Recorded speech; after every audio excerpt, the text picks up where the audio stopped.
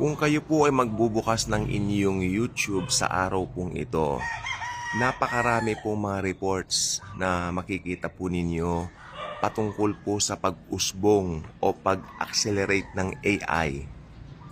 At nandito rin po yung marami pang mga balita tungkol sa gera sa Iran. At nandito pa rin po yung mga kaguluhan all over the world, in many parts of the world. At ito po ay hindi natin mapapasubalian, maging matapat tayo sa mga sarili natin. Noong mga nagdaang taon, whenever nagsisimula ang isang panibagong taon, isipin niyo po, ganito po ba kadami ang mga balitang natatanggap natin patungkol sa mga gera, patungkol sa mga kakaibang mga balita, no? Mga kakatuwang balita. At meron pong nabalitaan ngayon na panibagong technique na gagawin. Although matagal na po ito yung Project Bluebeam na tinatawag po, ipe-fake daw nila yung second coming ni Jesus. Mga 2022 to 2023, mga 2021 hanggang 2023, kana po natin, may mga narinig na rin po tayo may mga ganyan.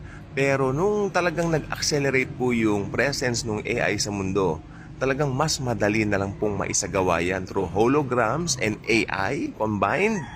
Wow, talagang napakadali. Ngayon, ang tanong lang po natin is this: sino po ba ang mga madadaya at mga magogoyo niyan? Siyempre, yung mga hindi po nagbabasa ng Bible. Kaya napakahalaga magbasa po tayo ng Bible. No? Paano yan? Kanya, ipe-fake ba nila ito while nandito pa yung mga Kristiyano? O kung yung mga Kristiyano ay nadagit na?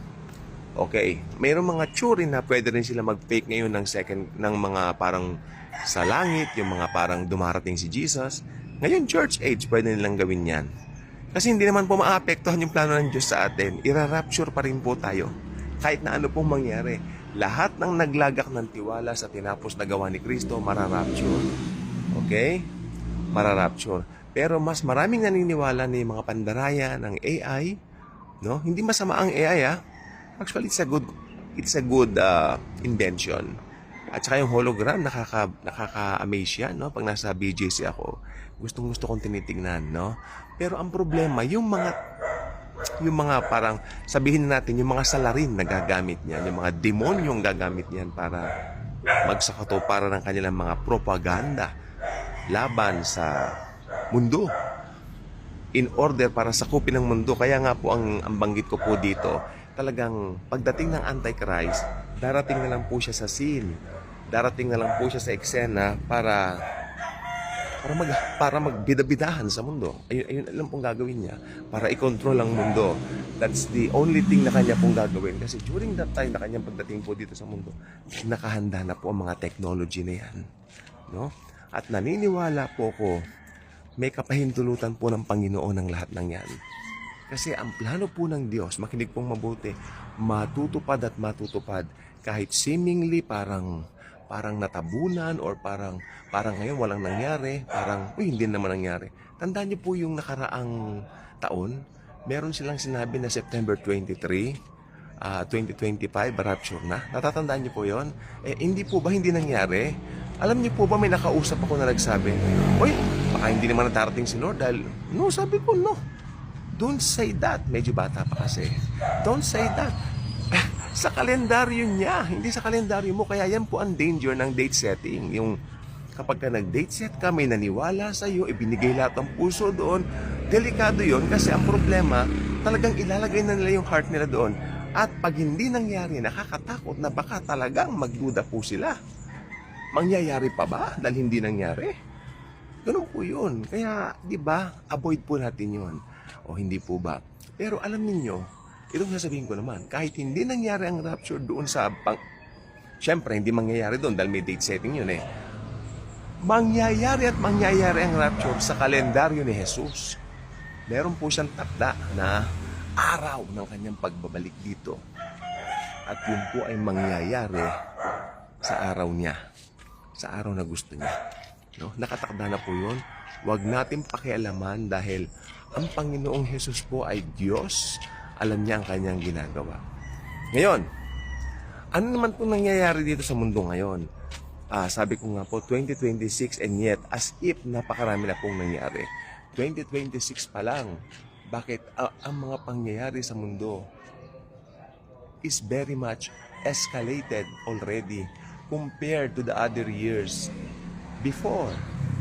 Well, ang sagot po diyan is talagang may ipinapakita ang Diyos sa atin. Yun lang ang sagot? Yes. May ipinapakita po siya sa atin na whether nakikita mo kung hindi ang mga bagay niyan, ang kanyang plano pa rin ang mangyayari. Pero ipinapakita niya ang mga bagay niyan para mag-isip po ang mga tao. Well, alam niyo po ba kung tutuusin, to be honest with you guys, no? Yung mga pangyayari po ngayon na nangyayari ngayon dito sa mundo, yung mga ganyan po, parang mga senyalis talaga yan ng second coming eh. Second coming signs yan eh. Tingnan nyo, ang mga lindol, napakaraming lindol last year. In fact, natamaan tayo dito sa Pilipinas, dito sa Cebu, at saka sa Mindanao. Diba? Ang lalakas. Sorry po sa ubo. Pero, hindi lang po yun. Yung kaguluhan po sa gobyerno po natin, escalated. Huwag natin kalilimutan yan. Meron po mga gulo. Tapos earlier this year, kinapture yung Venezuelan president, si Maduro. Tapos ngayon nga po yung sa Iran, no? Middle East ang Iran. Makinig po kayong mabuti. Iran is part of the Middle East. Pag Middle East ang involved, magbantay tayo. Dahil Middle East, biblical yan. Okay? Lahat ng nangyayari sa Middle East, pag Middle East ang involved, watch out. You better watch out. Better not cry. Dahil ang Middle East ay may malaking parte sa end times. Believe me, napakalaki ng parte ng Middle East sa end times. Pananakot, bahala kayo. Bakit daw panay pananakot ang ano ko?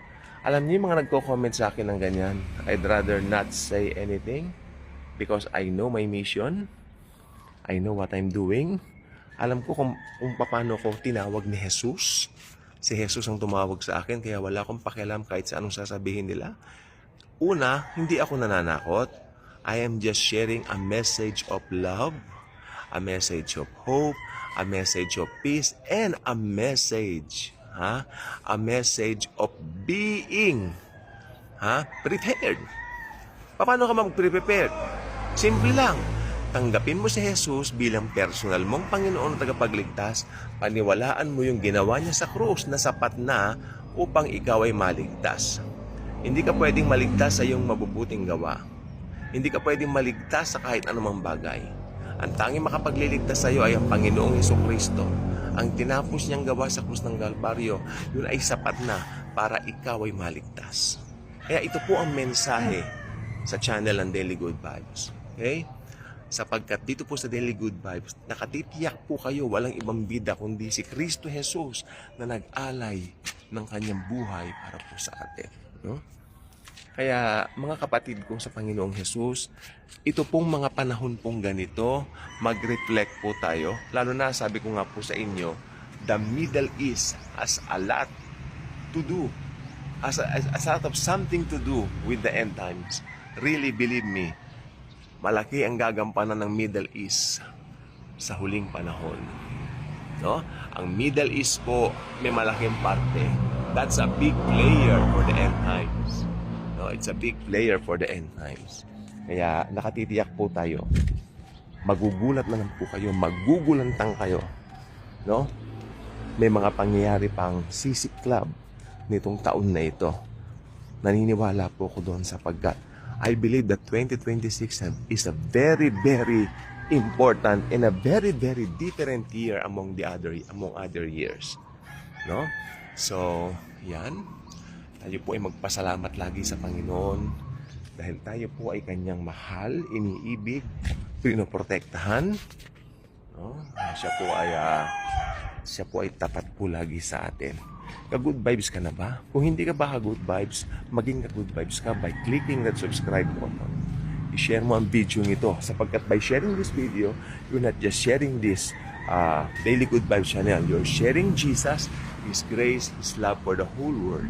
Sapagkat yan ang importante, malaman ng tao na mahal ni Hesukristo ang bawat isa sa atin. Inibig niya, namatay siya para sa atin, muling nabuhay para tayo magkaroon ng kaligtasan. Yes.